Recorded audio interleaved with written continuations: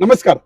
आज वसई काँग्रेस भवन येथे काँग्रेस कार्यकारी मंडळ नव्याने स्थापन करण्यासाठी आणि सर्व कार्यकर्त्यांचे म्हणणे ऐकण्यासाठी काँग्रेसचे वरिष्ठ पदाधिकारी आलेले आहेत, वरिष्ठ नेता मंडळी आलेले आहेत आणि सर्व वसईतील जुन्या काँग्रेसची कार्यकर्त्यांची आज इथे सल्लामसलत किंवा विचारांची देवाणघेवाण चालू आहे.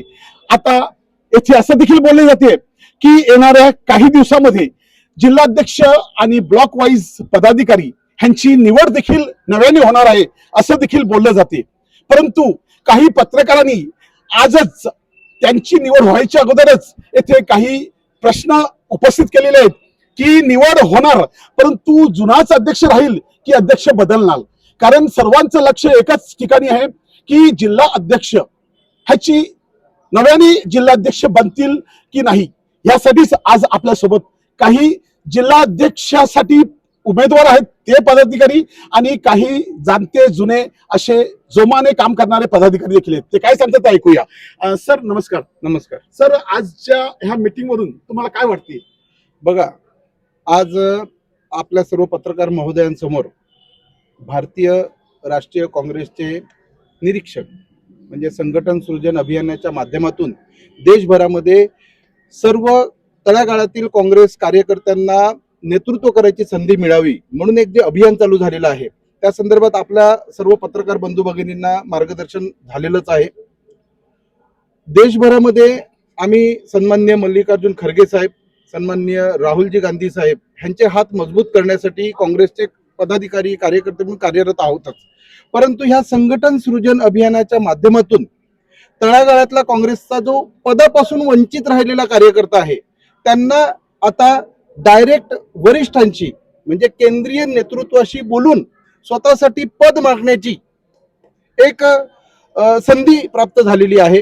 खरोखर मी खरगे साहेब आणि खरोखर राहुल गांधीजी यांचे आभार मानतो की आम्हा कार्यकर्त्यांना डायरेक्ट केंद्रीय नेतृत्वाकडे आमची म्हणणं मांडण्याची ह्या संदर्भात त्यांनी ह्या माध्यमातून संधी दिलेली आहे.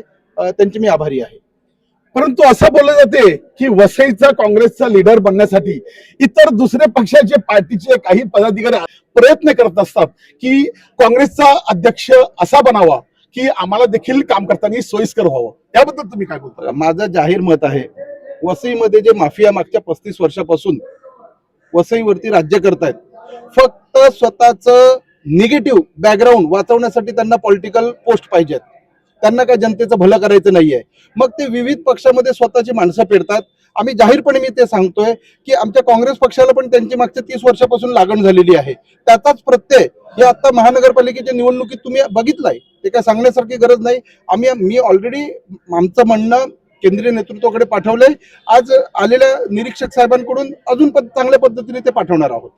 कांबळे साहेब तुम्ही काय सांगता? आजचं जो कार्यकर्त्यांचं आज डायरेक्ट पदाधिकाऱ्यांशी आणि डायरेक्ट वरिष्ठांशी जे बोलणं चालू आहे त्यामध्ये तुम्हाला काय वाटते?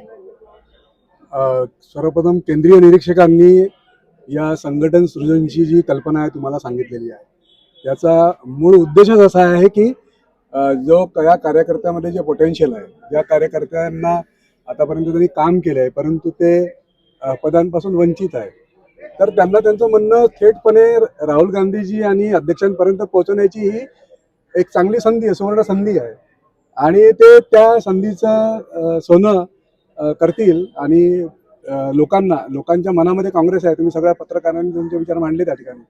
लोकांच्या मनामध्ये काँग्रेस आहे आणि ती मनातली काँग्रेस आणि जे प्रत्यक्ष काम करणारे जे लोक आहेत, कार्यकर्ते आहेत, पदाधिकारी आहेत आणि ज्यांचा लोकांशी थेट संवाद आहे, तर अशा लोक नक्की या संघटन सृजनच्या माध्यमातून पुढे येतील. आणि मुळात संघटन आणि सृजन याचा शब्दाचा अर्थच आहे की चांगलं नेतृत्व, नवीन नेतृत्व, प्रगल्भ नेतृत्व शोधणे आणि त्यांना काम करण्यास संधी देणे. तर हा एक चांगला प्लॅटफॉर्म आहे आणि याच्यातून चांगलं नेतृत्व लोकांना मिळेल, देशाला मिळेल अशी मला खात्री आहे. आज काँग्रेसचा कार्यकर्ता हा गावागावामध्ये शहरामध्ये काँग्रेस वाढावी म्हणून प्रयत्न करतोय परंतु त्याला वरिष्ठ पातळीवरून एवढा सपोर्ट मिळत नाही. तर आज तुम्ही अध्यक्षांच्या कॉम्पिटिशनमध्ये तुम्ही देखील उतरणार आहात का? मला कल्पना नाही. मी जनरल सेक्रेटरी ऑलरेडी महाराष्ट्र प्रदेश काँग्रेस कमिटीमध्ये आहे.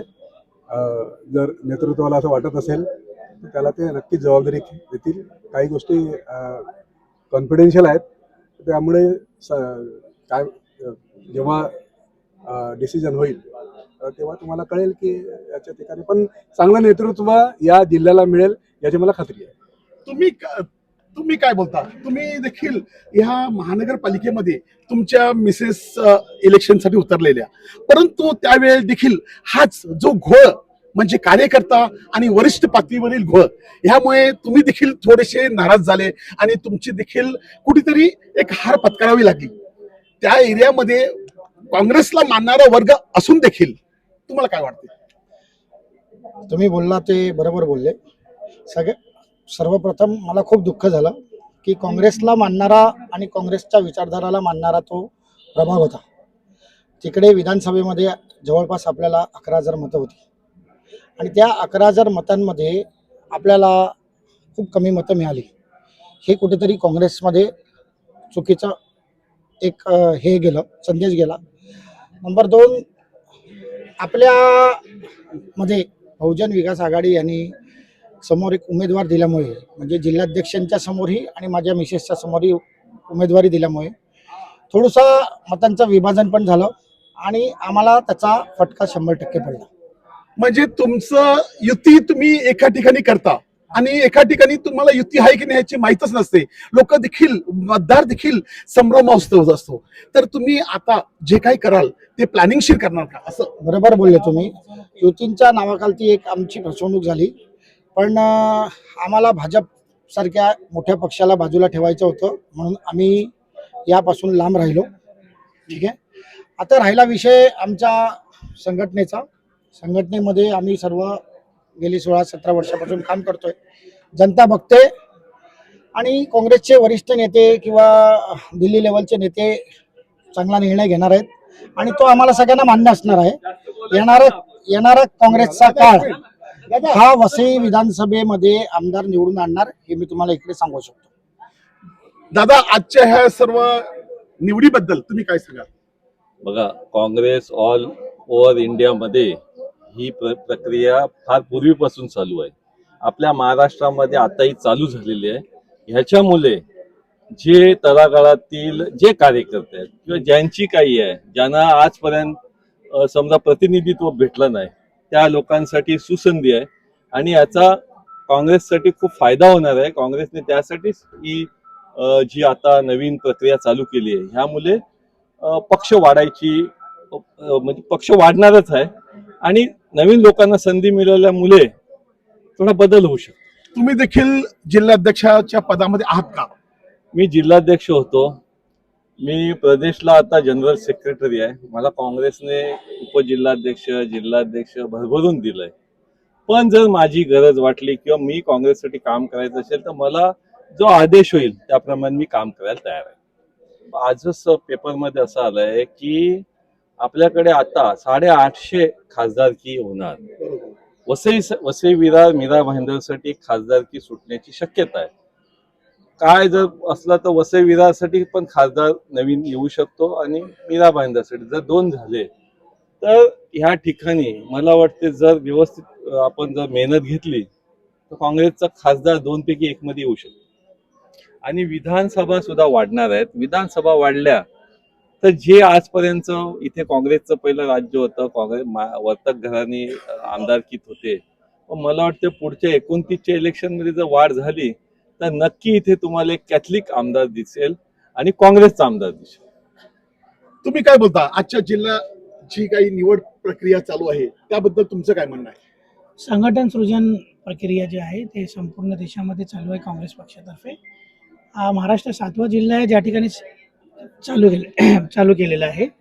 आमच्याकडे लोकसभा इलेक्शन आणि विधानसभा पक्षातील वरिष्ठांचा आपसी ताळमेळ नसल्यामुळे काँग्रेसचा रिझल्ट जो आहे चुकीचा लागला. आता कमीत कमी 15 ते 20 नगरसेवक काँग्रेसचे झाले असते. वैचारिक पद्धतीने एकत्र बसून समन्वय करून कोऑर्डिनेशन करून जर निर्णय घेतला असता, बहुजन विकास आघाडीसोबत पद्धतीने युती केली असती तर आजच्या तारखेला कमीत कमी 15 ते 20 नगरसेवक काँग्रेसचे निवडून आले असते. या ठिकाणी जे वरिष्ठ आहेत, जे वर्षानुवर्ष काँग्रेसची पदं घेऊन बसलेली आहेत, त्यांची ही मुळात जिम्मेदारी होती. आम्ही वयाने अनुभवाने कमी आहोत, पण आम्ही एकच मानतो की हा देश संविधानाने चालला पाहिजे आणि काँग्रेस स्वाभिमानाने चाललं पाहिजे. पण या ठिकाणी काँग्रेसचा स्वाभिमान दाबण्याचा काही मतलबी लोकांनी केला, त्याचा परिणाम आहे की केवळ काँग्रेसचा एकच नगरसेवक दिसून येत आहे. बाकीचे जे लढलेले 11 उमेदवार आहेत त्यांना कुठल्याही प्रकारची मदत न मिळाल्यामुळे, कुठल्याही प्रकारचं त्यांना साथ न मिळाल्यामुळे ते सगळे पडलेले आहेत. इव्हन डिपॉझिट देखील जप्त झालेलं आहे. काँग्रेसला काँग्रेसनेच हरवलेलं आहे, बाहेरच्या कुठल्या माणसाने हरवलेलं नाही आहे.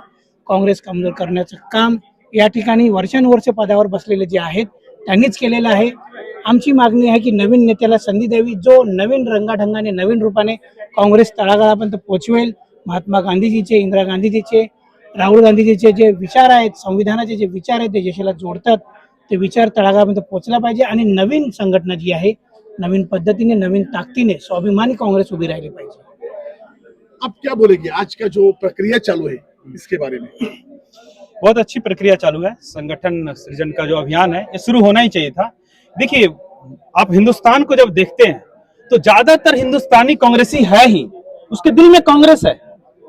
यदि वो धर्मनिरपेक्षता में विश्वास करता है तो कांग्रेसी है, यदि वो संविधान में विश्वास करता है तो कांग्रेसी है, यदि वो लोकतंत्र में विश्वास करता है तो कांग्रेसी है।